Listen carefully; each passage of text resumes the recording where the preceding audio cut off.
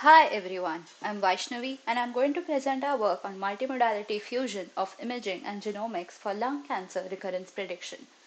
This work was supported by the IBM Illinois C3SR Center and a Jump Arches grant. This is presented for the IEEE ISBI 2020 conference.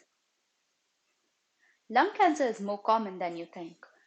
A recent study projects that 1 in 16 Americans will have lung cancer in their life. While there is evidence of a correlation between smoking and lung cancer, up to 65% of all new cases are among people who are non smokers, that is, either people who have never smoked or who are former smokers. Lung cancer can affect anyone, regardless of gender and ethnicity. It is the world's leading cause of cancer related deaths.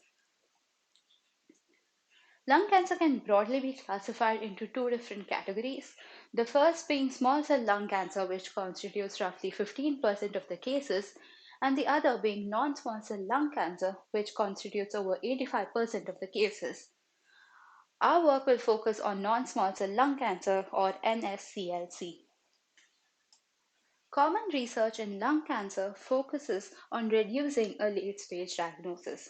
This is primarily because a late stage diagnosis means that the patient has a very poor chance of survival. However, there is one other direction which needs focus, which is in early stage cancers. In particular, in non small cell lung cancer, despite early stage diagnosis, the cancer recurs in up to 55% of the patients. This means that post treatment, the cancer reappears in the patients. People have tried to understand the causes of recurrence. One of the main possibilities is an underestimation of tumor stage. The other is that the nodule is so complex that it becomes hard to remove it completely during surgery, which leads to difficulties of complete removal and also increases the chance of dissemination of cancer cells during surgery. So, what that means is that there are cancer cells left over in the patient which could seed a different cancer later in the patient. Currently, there is no clear way to know the exact risk of a particular patient for the recurrence of cancer. People have studied and shown that different types of cancer have different recurrence risks, but there is no personalization yet. Our work aims to predict a recurrence risk score for each patient to quantify the likelihood that the patient's cancer will recur post treatment. Prior attempts to assign the risk score worked on single modalities. The first approaches made use of genomics data through microRNA profiles and gene expressions, such as the works by Yan Lu and Jung-Sert Lee. More recently, imaging data in the form of radiological CT scans were used to predict the recurrence risk, as in the works of Pierre Starkov. Our insight comes from the fact that these different modalities capture information at different physical scales of the tumor. The genomics data represents the internal state of the cancerous cells, while the radiological imaging captures information at a larger physical scale. Therefore, we propose to combine the information from imaging and genomics of the same patient and fuse the corresponding information to better predict the risk of recurrence in the different patients. Similar ideas of multimodality fusion have been applied in breast cancer. The task there was to fuse imaging and genomics for survival prediction. We work on the non-small cell lung cancer dataset from Stanford. This dataset contains 211 patients in all. Each patient underwent a diagnostic CT scan pre-surgery and had genomics extracted from the nodules which were removed during surgery. This gave us the CT image and gene expressions which we input to our model to predict the risk of recurrence. Of the 211 patients, 130 patients had information on both gene expression, CT image, and recurrence. Of them, we further removed those patients who had other treatments apart from surgical treatments. This was to avoid our model from getting confusing data. We further split the 107 patients into 70, 10, 20 splits and created a five-fold dataset for cross-validation. The splits, data, and code are available on my GitHub page. Now let's look at our model. To perform the multimodal fusion, we first extracted features from the two different modalities. For genomics, we selected the top 500 most variant genes based on their gene expression values and utilized the resulting gene expression vector as the genomics feature vector FG.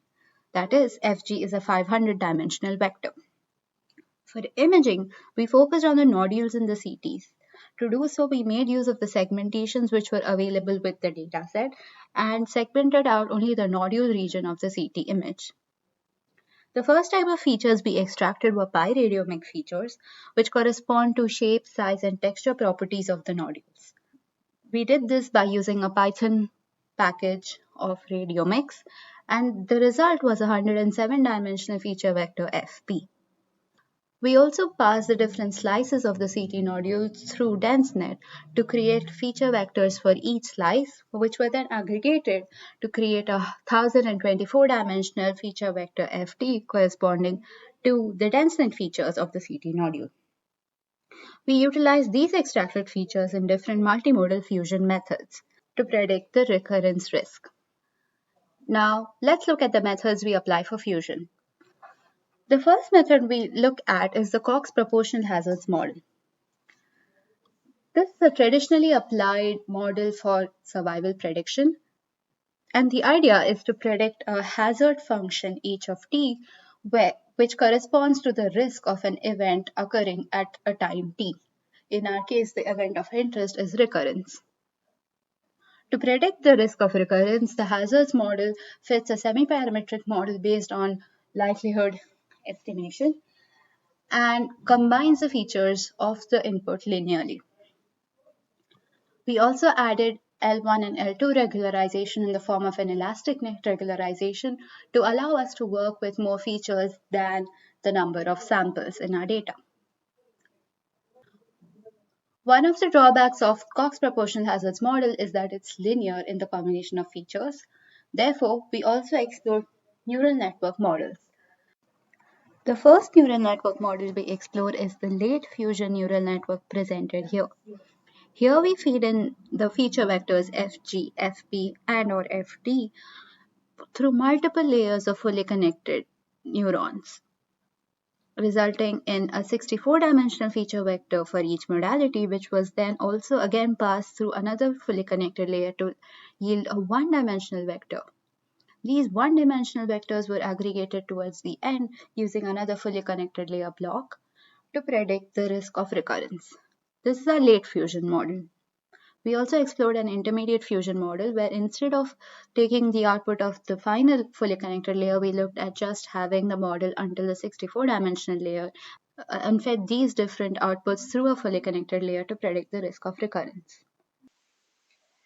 We also look into more complex fusion architectures in the neural networks.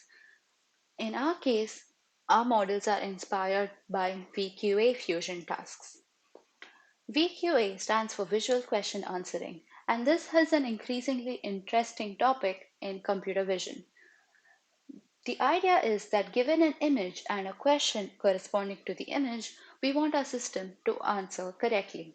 For example, in this image, we want the answer to be that the mustache in the image is made of bananas. The VQA framework is similar to our framework in that we have images and genomics instead of text. And therefore, the mapping we place is that the natural images are replaced by CT images and text is replaced by genomics. The VQA models we look at are symmetric. We replace the final fully connected layer of the intermediate fusion network here with the fusion model inspired by VQA. In particular, we look at two different fusion modules. The first module, block, is a bilinear superdiagonal fusion method which approximates the recurrence risk using low rank filters.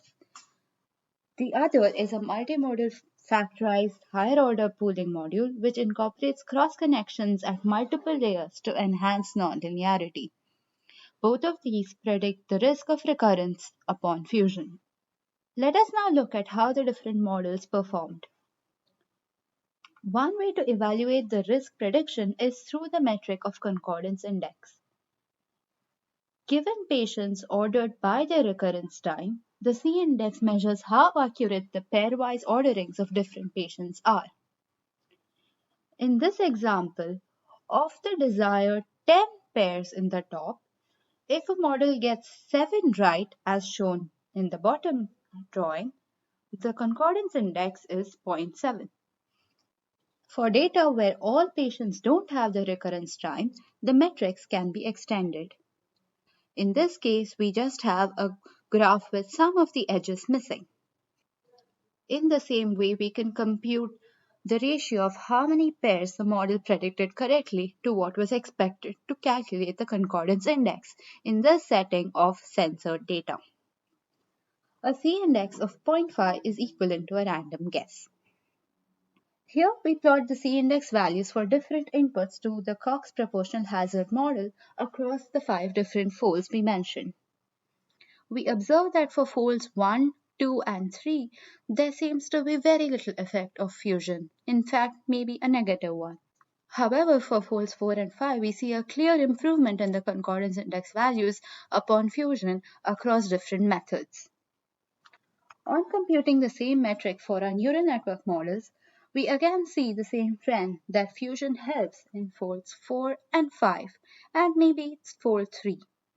However, there is no one method that performs well across all folds. Another metric we can use to evaluate our different models is the time-dependent AUC curve. This is an extension of the traditional AUCs used in a binary classification problem. The difference is the addition of a time component. For the same ordering of patients, the time-dependent AUC or TDAUC computes how well the model classifies recurrence and non-recurrence of patients as a function of time. Let's look at how the different models perform with this metric. For the Cox proportional hazards model, here are the TDAUC curves prior to fusion for fold 4. We see that genomics, biradiomics, and DenseNet features perform well at different points in time, showing that there might be promise in combining the different modalities. As we can see, when we combine the different modalities, the TDAUC curves do improve and the curves go up. This behavior can also be seen for fold 5. Here are the curves for the single modality cases, and this is what happens when we combine the different modalities. We can also plot these curves for our neural network models. Here is the curve for fold 4 for our neural network models. And this is what happens when we plot the curves after fusion. In this case, although there is some improvement, it appears that the model gets confused at intermediate time points. Based on our experiments, it appears that multimodality fusion helps. However, we need to test our methods on larger datasets for a comprehensive and complete comparison. This is also a great setting to adopt transfer learning methods from single modality datasets to aid the multimodal models. Finally, the use of structured priors capturing the inherent dependencies between the different genes might help in the recurrence risk prediction tasks and will be explored in our next work. For more details, you can follow the links here. Thanks for watching.